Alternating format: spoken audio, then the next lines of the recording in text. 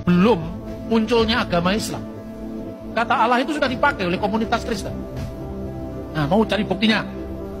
Ya, pada waktu terjadinya konsili Efesus tahun 431, seorang pemimpin gereja di wilayah Elusa dekatnya Yordan, namanya Abdullah.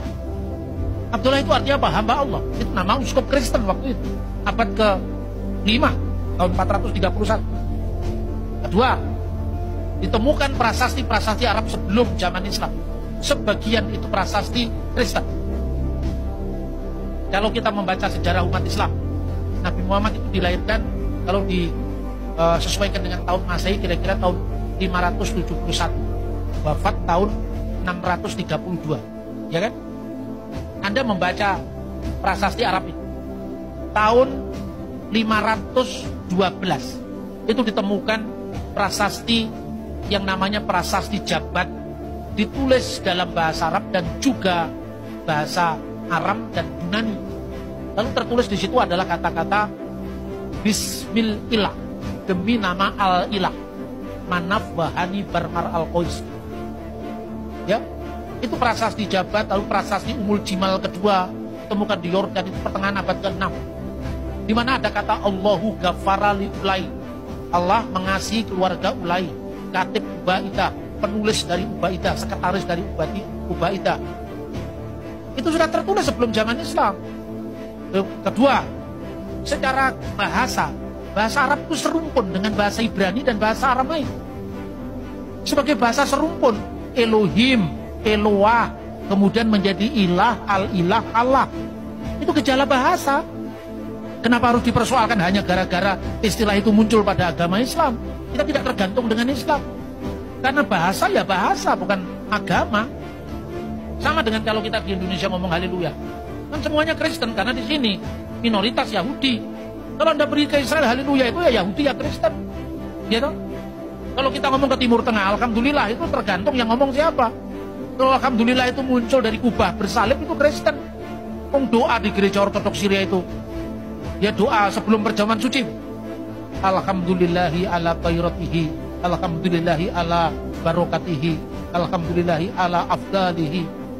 Segala puji bagi Allah karena kebaikannya, segala puji bagi Allah karena berkatnya. Itu pada saat mau perjamuan suci Tanawal. Dan gereja Syria itu sudah muncul di abad pertama Masehi, waktu pencurahan Roh Kudus tahun 33. Makanya kalau Anda baca di Alkitab Kisah Para Rasul, coba cari orang Melayu kan nggak ada, orang Jawa, orang Batak kan nggak ada. Tapi Anda lihat pendatang dari Roma dan Arab, Arab sudah ada di situ. Jadi Arab itu jangan diidentikan dengan agama tertentu, itu loh. Jadi bukan karena aja di bahasa Indonesia, itu bahasa Arab juga ada.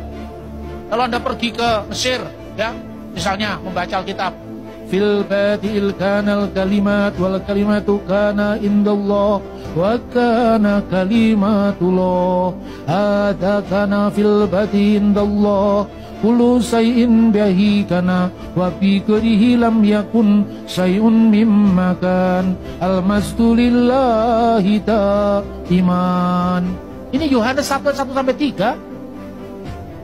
Coba di situ ada kata Allah, ada bil batil kanal kalimah wal kalimatu kana indallah wa kana kalimatullah.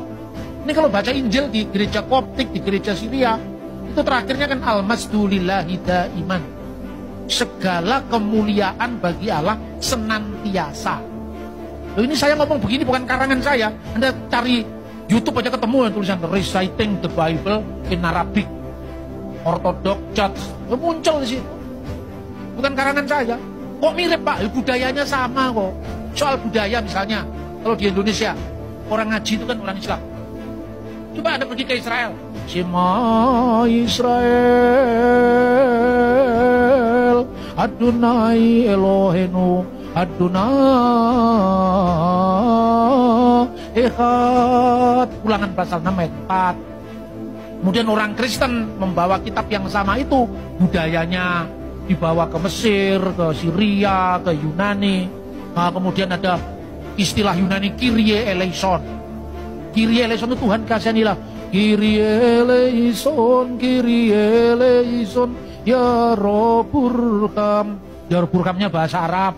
Kyrie eleison, Kyrie eleison, irhamni ya Allah. Ini gereja, irhamni ya Allah, itu gereja. Di Indonesia, karena yang bahasa Arab hanya orang Islam. Orang Islam yang bahasa Arab pun tidak berbicara dalam bahasa Arab. Akibatnya bahasa Arab khusus jadi bahasa agama gitu loh. Kalau di Timur Tengah kan enggak.